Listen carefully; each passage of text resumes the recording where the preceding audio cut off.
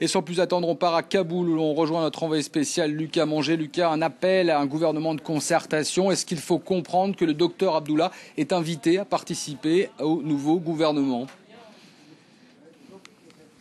Oui, c'est pas encore tout à fait clair et le président Karzai n'a pas nommé précisément le docteur Abdullah dans cette ouverture possible du gouvernement. Cela dit, Hamid Karzai a fait une conférence de presse et un discours très sobre, très profil bas. Président mal élu, pas élu, peut-on dire, même sans second tour. Le président Hamid Karzai, qui est à la tête du pays depuis déjà 8 ans et qui est donc reconduit pour les 5 prochaines années, multiplie les gestes vis-à-vis de la société afghane et vis-à-vis de ses adversaires politiques, notamment le docteur Abdullah, mais aussi, vous l'avez dit, Florent, vis-à-vis de la communauté internationale, en promettant d'éradiquer la corruption. Ce sont des mots, pour l'instant, très importants. Vous savez que l'Afghanistan est un pays extrêmement corrompu et que c'est l'un des principaux reproches que les Américains, mais aussi l'ensemble de la communauté internationale, fait au président Hamid Karzai et à son entourage. Lucas, autre déclaration d'Hamid Karzai sur le conflit en cours, déclaration qui peut paraître surprenante. Il a lancé un appel à ses frères talibans. Qu'est-ce que ça veut dire ? Eh bien, ça veut dire que Hamid Karzai décide peut-être de passer à la vitesse supérieure dans son prochain mandat de président et peut-être avec ce gouvernement s'il arrive à former un gouvernement d'ouverture.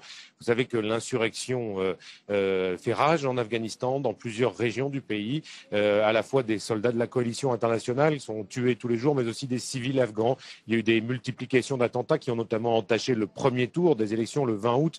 Les frères talibans, c'est un signe très fort de la part du président Hamid Karzai.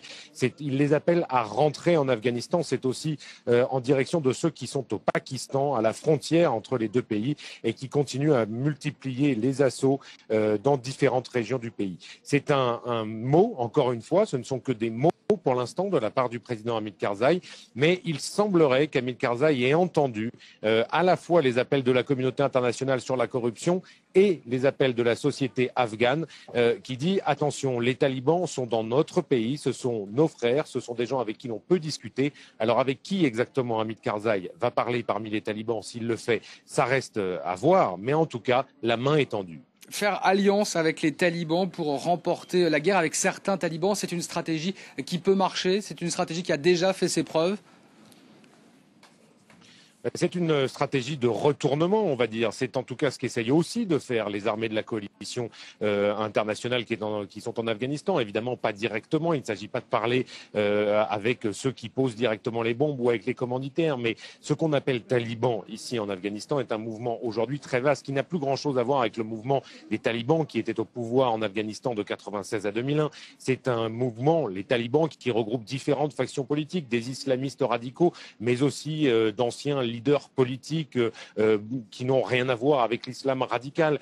Donc c'est une possibilité, disons, de parler avec des groupes de l'insurrection, d'essayer de calmer cette insurrection et de dire aux dirigeants de l'insurrection talibane nous ne sommes pas contre vous, nous ne sommes pas en guerre contre vous, il faut s'asseoir à une table de négociation, il faut mettre fin à cette guerre civile qui fait rage dans le pays.